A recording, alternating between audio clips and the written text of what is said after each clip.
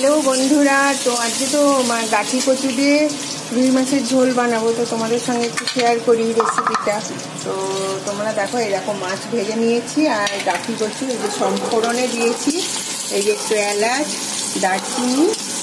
দারচিনি, এলাচ, জিরে দিয়ে গাঠি কচুটা আস্তে দিয়ে দিয়েছি। ভালো করে ভাজা হবে। এদিকে একটা মশলা রেডি করে নিয়েছি, কমন মশলা, জিরে গুঁড়ো, লঙ্কার গুঁড়ো আর হচ্ছে হলুদ, আদা, কটা কাঁচা লঙ্কা।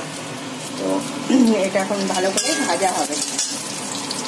এই দেখো কচুটা খুব ভালো মতো ভাজা হয়ে গেছে। একটু আদাটাও দিয়ে দিয়েছি, আদাটা একটু ভাজা করে নিয়েছি। এবার এই যে মশলাটা একটু জলে পেস্ট করে নিয়ে এবার এই মশলাটা দিয়ে দিলাম।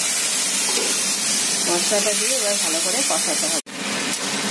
মশলাটা দিয়ে ভালো করে কষিয়ে নিয়েছিলাম। এই দেখো ভালো করে কষানো হয়ে গেছে।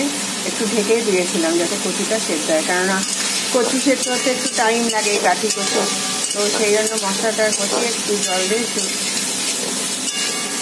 একটু ঢেকে দিয়েছিলাম। দিয়ে এখন মশলাটা রীতিমতো ভালো মতো আর কি কষানো হয়ে গেছে। তো এবার একটু জল দিয়ে ফাইনাল ঢেকে দেবো।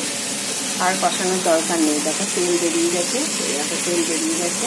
তো আমি কিন্তু অনেক অল্প তেল দিয়ে রান্না করছি। তো দেখো তো যাই হোক, এবার এটা কচুও সেদ্ধ হয়ে গেছে, কচু ভালো মতো সেদ্ধ হয়ে গেছে, ঝোলটা ফুটে গেছে। এবার হচ্ছে মাছটা দিয়ে দেবো।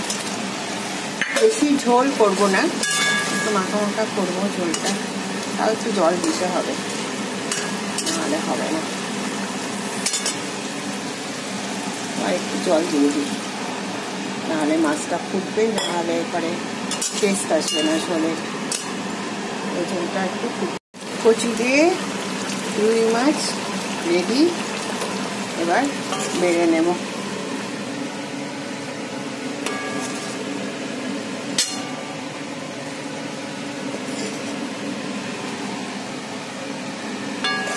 আর গরম মশলা দিইনি, কেননা ফোড়নে দিয়ে দিয়েছি, তো তার জন্য আর দিলাম না। তো সার্ভ করে নিলাম।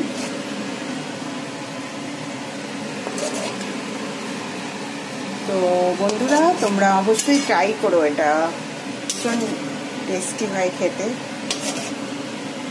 তো তোমরা ট্রাই করো আমার রেসিপি।